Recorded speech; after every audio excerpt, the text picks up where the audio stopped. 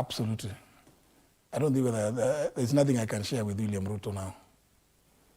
What shifted? What shifted in that relationship that wasn't there before? I mean, a guy you tell, let's not do things this way, but you still go behind your back, and you find the same things that you have told, you have agreed that shouldn't be done.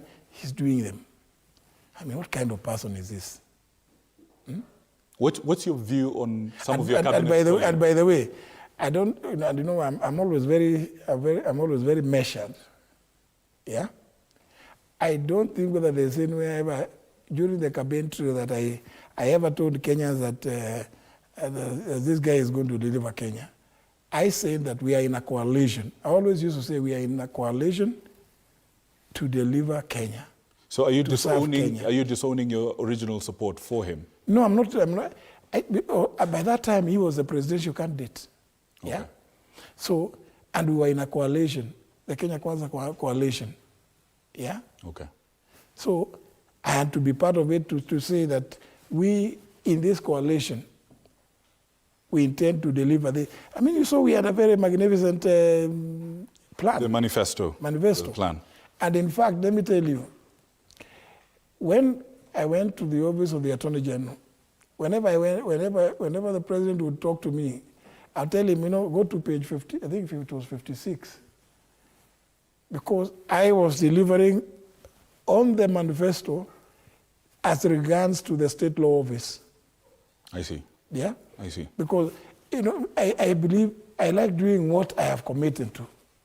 And I thought that everybody was committed to delivering, only to discover things happening, and A former Attorney General Justice Muturi has openly criticized President William Ruto, revealing a deep frustration over what he described as broken trust and behind the scene political maneuvering. Muturi, who once held a key position in Ruto's inner political circle, now says he cannot work with the head of state due to lack of transparency and accountability. Muturi's remarks signal a growing rift among political elites who were previously aligned with Ruto, particularly from the Mount Kenya. He expressed disappointment over agreements made with the president that were not honored, suggesting that while leaders may agree on certain plans, Ruto often moves ahead with his own agenda in secret. This, according to Muturi, has made it impossible to maintain a working relationship with him.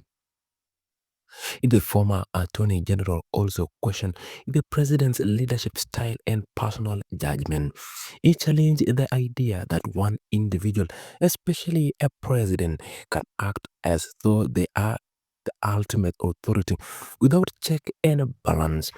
He argued that leadership is not all about self-praise, but about building consensus, following through a commitment, and respecting those around you. Muturi went further to say that his disagreement with Ruto goes back to the day when he served as Speaker of the National Assembly. According to him, Ruto tried to influence or manipulate parliamentary proceedings during that time, raising questions about his intention and respect for institutional independence. Muturi hinted that these early signs of political overreach have now grown into a pattern that many leaders are beginning to recognize. This public fallout between Muturi and Ruto has also fuel to the ongoing political realignment in Kenya ahead of the 2027 general election. There has been increasing unrest among leaders from the Mount Kenya region, with many feeling sidelined despite having heavily supported Ruto's presidential bid in 2022. The one solid alliance between Ruto and key figures from the central Kenya now appears to be weakening as the leaders voice concerns about being used during campaign and being then disregarded afterwards. Ruto's administration has faced ongoing criticism over its economic policies, governance, and political appointment. Many leaders, including Muturi, are now using public platforms to express what they previously discussed in private, concerns about dishonest exclusion and autocratic tendencies within the State House. Different from what happens in the executive. But of course, the executive generates a lot of the work that goes into the legislature. True.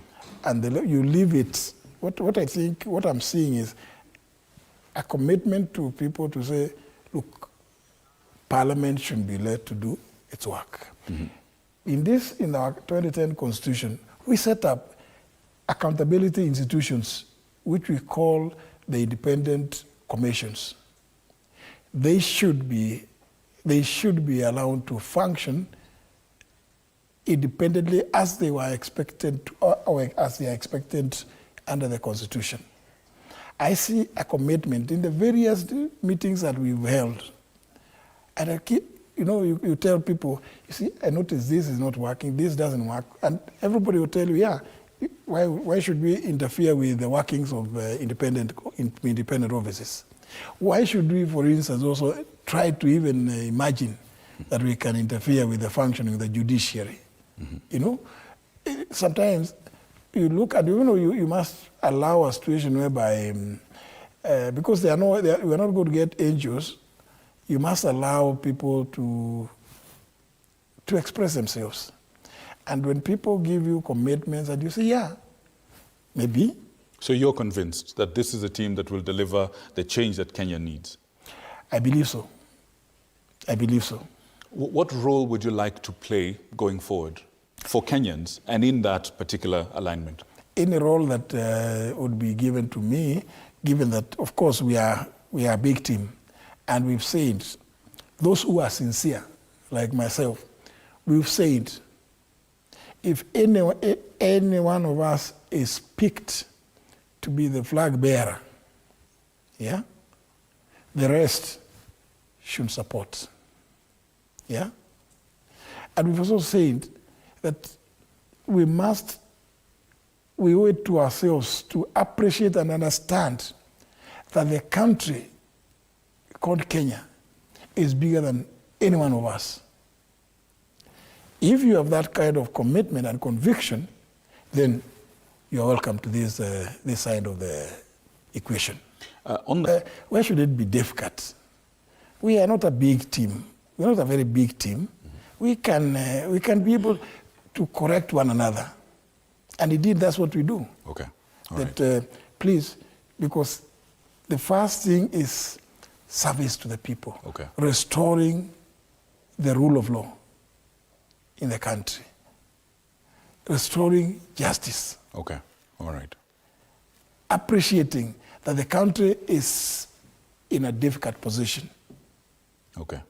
And if you understand this, surely you should be able to allow it as a situation whereby a process that we are agreeing on, if it piques you, you have no reason. Okay. You cannot do, you cannot stand like I saw William Ruto saying he's the best president in Kenya. I mean, somebody who's been voted as the most corrupt president in the world stands and starts saying that he's the best person, the best thing that ever happened in Kenya, surely. Is he saying the rest of us are, if he is the best, yeah, from himself, which is really an absurdity. That the most corrupt president in the world, he stands before Kenyan people and says he is the best thing to have ever happened in the leadership of Kenya. So the rest of us are, if he is Here's a question for you about the same gentleman. At some point, looking back on the campaign trail, you when you were speaking to the people, you said, this man, I know him. He's my friend. We will work well together. He'll deliver for Kenyans. Is your relationship with the president broken beyond repair right now? In fact, when was the last time?